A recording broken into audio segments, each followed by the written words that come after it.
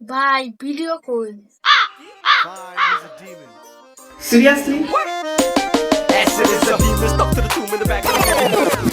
চল ঘুরে আসি। কথাটা common, but plan, budget, destination এগুলো একাডেমি লাইফের থেকেও বেশি প্যারা। তবে এক কাপ চা খেতে এগুলোর কোনোটারই প্রয়োজন পড়ে না। প্রয়োজন পড়ে শুধু প্রপার বন্ডিং এর। তাই একটা প্রপার বন্ডিং এর জন্য পারফেক্ট প্লেস সবসময় প্রেফার করা উচিত।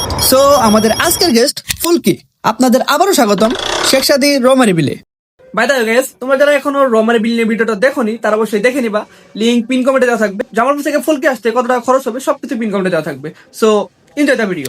ঝলমলে আলো, নান্দনিক পরিবেশ ও আবেগ ছোঁয়ার জায়গার নামই হচ্ছে ফুলকি। কথাটা ChatGPT, তবে লোকালরা এই জায়গার নাম দিয়েছে ফুলকি কফি হাউস। কথাগুলো কতটা রোমান্টিক সেটা বলতে পারবো না, যেটা বলতে পারবো এই জায়গাটার ভিউ।